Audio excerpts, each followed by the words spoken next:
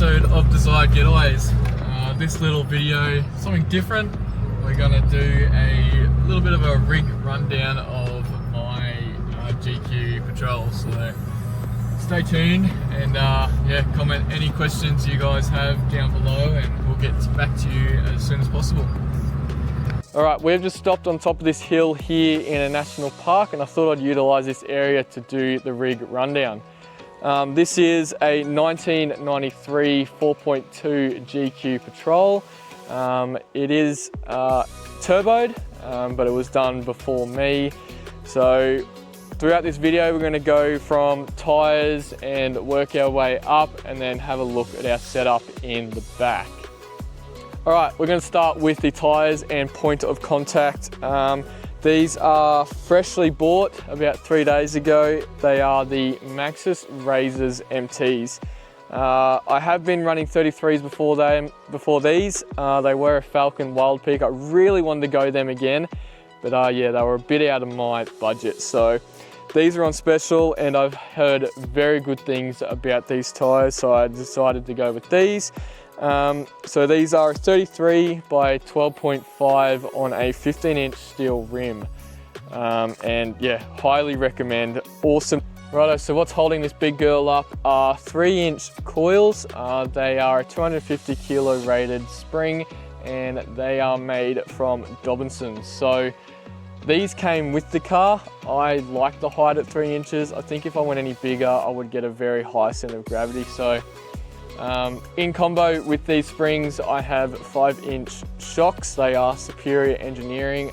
They're only the low range shock, but for the bang for buck, it is, yeah, does wonders for flexing and yeah, low center of gravity and lots of down travel. So that's my combo, the 3-inch coils and the 5-inch Superior Engineering shocks.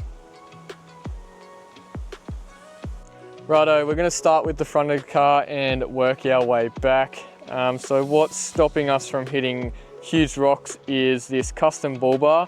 Don't ask what brand it is because I have no idea. I can see it's been fabricated and chopped and redone.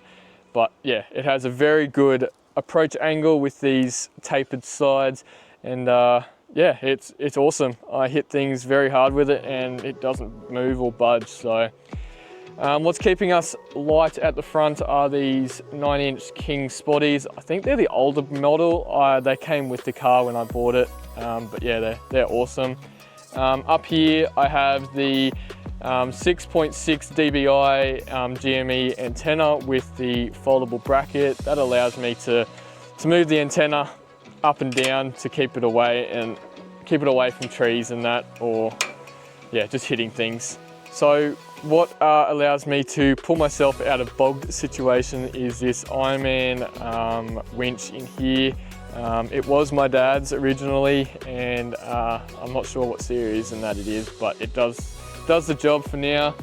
Moving on around to the Safari snorkel. It came with the car as well, so I didn't have to do anything there. I'm not going to change it, I think it works well.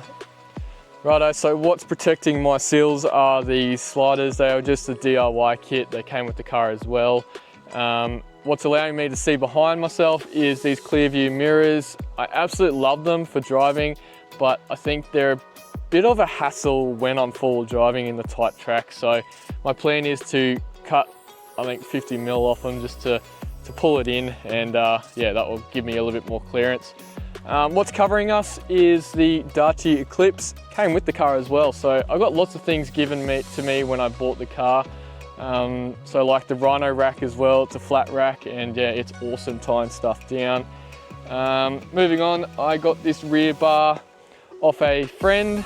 It was actually my dad's GQ he bought off and we swapped bull bars and he made his own. So got them, bought these smoked tail lights off Matcha online and yeah, they look really cool. Bit of an LED brake light and that tail light. All right, we're gonna make our way into the back here. Bear with me with this old door, it doesn't want to stay. So anyways, first of all, we'll start with the Adventure Kings fridge. It is a 75 litre chest fridge. What's holding it is the XTM kitchen set or kitchen drawers. So that comes out, push it back in, and then it has the 2 tables underneath it. So sink and just another kind of for your stove, another bench top for your stove. So that works really well, hasn't given me any issues yet. Absolute solid, love the XTM stuff. And then the drawers is XTM as well. Got the toolbox in the top and the kitchenware in the bottom. So I've got these bags, the clear bags on top. So you got like cutlery and Tupperware there, and just the random stuff of kitchenware. And then in the top here, I've got random stuff, boxes, ratchet straps, and just tools in the side there. So, and if you're wondering what this box is, it is our dry food box. So that's like all your nuts, wraps, and all that stuff. In the side here, I've got some oil, good old 4.2, and I've got some compact chairs down the side there. And then if you look down there, there's a green toolbox. That's my Tool Pro toolbox, and the XTM solar blanket. So that powers us when we're sitting for a few days. So very basic setup, absolutely love it. And yeah, it works really well. Even with all the bouncing and all that, it just stays. So that was my plan. Righto, so we're going to close the back up and make our way into the interior of the car and have a look at some stuff that's been added in there. Righto, so before I make my way into the interior, I just want to quickly say you'll realise this paint is not glossy or anything. It is a Raptor coat. I have a love and hate relationship with it. You'll notice I put a black strip down there because some of it was starting to peel off the bottom, so I just kind of blended it in and made a bit of a contrast so that I can fix the bottoms up if I have to. But yeah, if I ever want to do like a color change, or if I ever want to get it off, I have to go down to like 80 grit to get it off. So yeah, it's going to be a bit of a pain, and one day I will paint strip it and yeah, put new paint on it, something that's a little bit easier to work with, but it's great for bush. Righto, so going into the car now, got basic floor mats, just rubber mats. It is quite a clean interior. When we got it, it was very clean, so over time I've just been cleaning it and taking marks off here and there, but it's running some pod gauges. They are an auto line, the LEDs. They just show my exhaust temps and turbo pressure. Very basic inside. I've also added the Auto Technica bucket seats. You'll see that in my earlier videos. Still running the standard steering wheel, and yeah, everything else. It's got a touchscreen unit down there, the good old GME XRS as well, and it has a Redarc brake controller. So it's very, very basic. I'm also running the VMS 3DX GPS, which is very handy when you're going remote areas. So one of the last things I want to show you before we make our way to the engine bay is this 12-volt setup.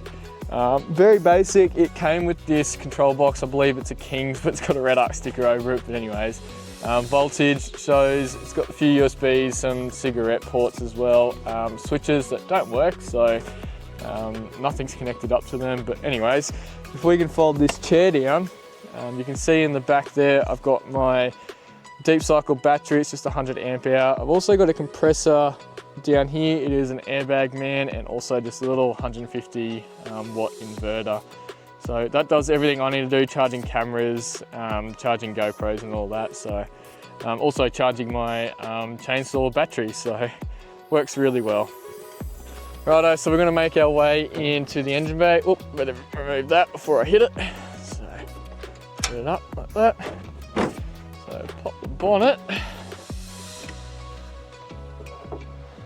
So coming into the engine bay, absolutely love this area because it's nice and toasty because it's quite a cool day. So starting off with the airbox, it's just got the Cyclone airbox into the low mount turbo. Don't ask me what turbo it is. I haven't actually looked at it closely, so it came with the car. From that, it goes from the dynamic intake pipe into the manifolds, and yeah, quite a basic engine. here I've got a deep cycle battery, and that one connects to the one in the back. So all up I've got about 200 amp hours of power. So yeah, it works really well. The starter battery over there. I've got brake booster and clutch booster as well, which is very handy for the tough situations in tracks. And I've also got a brand new radiator with all new cores and everything. So we got that done just after a Carnarvon Gorge trip that we did. So yeah, everything's quite healthy, and yeah, it just keeps chugging along as a 4.2 turbo diesel does. Thanks for watching my rig rundown. I will do a few others as well with my friends' cars, as they all have different setups and their unique styles. So if you have any questions of like the 12 volts or tyres or my suspension and lift kit I'm running, please put them down below and I'll get back to you as soon as possible. And if you haven't liked and subscribed, please do that and we'll get back to you as soon as possible. So thank you for watching, and we'll see you guys on the flip side.